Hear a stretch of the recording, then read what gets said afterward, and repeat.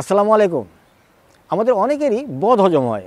দেখা যায় আমরা যা কিছু খাই ঠিকমতো হজম হতে চায় না, পেটটা অনেক সময় ফাঁপ দিয়ে রাখে। আবার অনেক সময় দেখা যায় হজম অনেক দেরিতে হয়, ঠিক পায়খানাটা ঠিক ক্লিয়ার হয় না, আলগা আলগা হয়। অনেক সময় দেখা যায় কি ভ্যাকসা ভ্যাকসা হয়, অনেক সময় দেখা যায় কি পায়খানাটা কখনো বা শক্ত হয়ে যায়, নানা রকম উপসর্গ দেখা দেয়। এই বদ হজম থেকে রক্ষা পেতে হলে আমি আপনাদেরকে একটা ব্যায়াম দেখাবো, যে ব্যায়ামের মাধ্যমে আপনারা আশ্চর্যজনক ফল লাভ করতে পারবেন এবং দ্রুত গতিতে।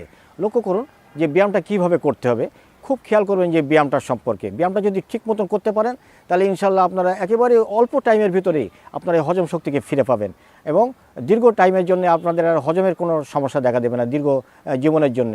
লক্ষ্য করুন ব্যায়ামটা কীভাবে করতে হবে। প্রথমে আমরা যে পিছনে যে হাত দেব, পিছনে কিন্তু হাত যখন রাখবো ঠিক এইভাবে হাতের কবজি একটার পর একটা কবজিটা ঠিক এইভাবে শক্ত করে ধরবো পিছনে, ঠিক লক্ষ্য করুন ঠিক এইভাবে। এবং আস্তে আস্তে আমরা মাথাটা আস্তে আস্তে কপালটা নিচের দিকে নামাতে থাকবো। এই ঠিক এইভাবে ধরবো। প্রথমে আমরা পাটা এইভাবে রাখি, মেরুদণ্ডকে প্রথমে সোজা রেখে নিঃশ্বাসটা একেবারেই ত্যাগ করে দেবো,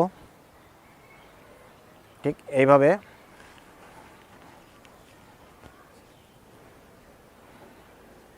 এখন হাতটা ঠিক এইভাবে ধরবো। এখন নিঃশ্বাসটা ত্যাগ করার সাথে সাথে আমরা 1 2 3 4 5 6 অর্থাৎ 6 বার 1 2 3 4 5 6 পর্যন্ত আমরা নিঃশ্বাস নিতে থাকবো এবং আস্তে আস্তে নেওয়ার সাথে সাথে কপালটা নিচে ঠেকাতে থাকবো এবং ওখানে ঠেকিয়ে রেখে আমরা 1 2 3 4 5 6 পর্যন্ত মনে মনে গুনবো। অর্থাৎ ওই সময় আমাদের কিন্তু দম কিন্তু বন্ধ থাকবে।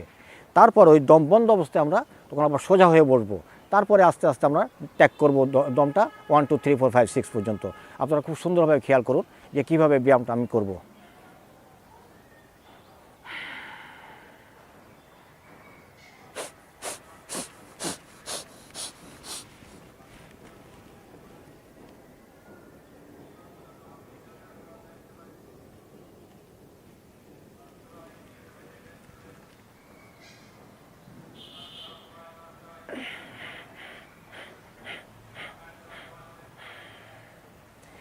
এই হলো এক প্রস্থ। এভাবে আমরা 1 2 3 4 5 6 প্রস্থ পর্যন্ত গুনব। তারপর আমরা একটু বিশ্রাম নিয়ে আবারও শুরু করব 1 2 3 4 5 6। এভাবে আমরা মোট 36 বার এক্সারসাইজটা করব। নেক্সট আরেক নিয়ম আছে, যে নিয়মেও আমাদের করতে হবে। এই নিয়মটা ফলো করবেন যে কিভাবে করতে হবে। প্রথমে যখন আমরা ঠিক একই নিয়মে ঠিক এইভাবে বসবো, বসার পর আমরা আস্তে করে এই হাত দুটো দিয়ে এখানে খুব জোরে চাপ দিয়ে ধরে রাখবো পেটে, ঠিক এইখানে। যখনই চেপে ধরবো তখন আমাদের পাকস্থলী এবং আমাদের যে যকৃততে প্রচুর পরিমাণে একটা চাপ পড়বে।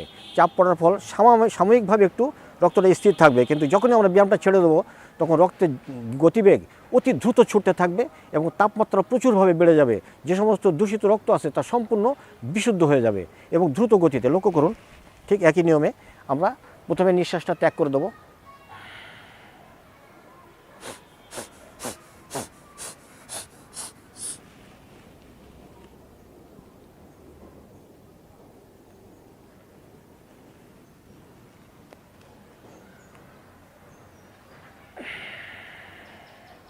যখন আমরা এইভাবে ব্যায়ামটা করব তখন যকৃত বেশ কিছুটা নিচে নেমে যাবে এবং যখনই আমরা উপরে উঠতে থাকবো তখন আবার যকৃত ঠিক আগের স্বাভাবিক পর্যায়ে এসে যাবে। আর যখনই আগের পর্যায়ে চলে আসবে তখন রক্ত চলাচল দ্রুত গতিতে বেড়ে যাবে। এভাবে আমরা ব্যায়ামটা নিয়মিত নিষ্ঠার সঙ্গে যদি করতে পারি তাহলে ইনশাল্লাহ আমাদের হজম শক্তি নিয়ে আর কোনো টেনশনে ভুগতে হবে না এবং দ্রুত গতিতে হজম শক্তি ক্লিয়ার হবে। আপনারা প্রত্যেকেই সুস্থ থাকুন, ভালো থাকুন। আপনারা প্রত্যেকেই চেষ্টা করবেন ঘুম থেকে উঠে 1 গ্লাস পানি খেয়ে ব্যায়ামটা করার জন্য। আর যদি অন্য কোনো সময় করেন তবে খাওয়ার ঠিক 3 ঘন্টা পর আপনারা ব্যায়ামটা করার চেষ্টা করবেন। আপনারা সবাই ভালো থাকুন।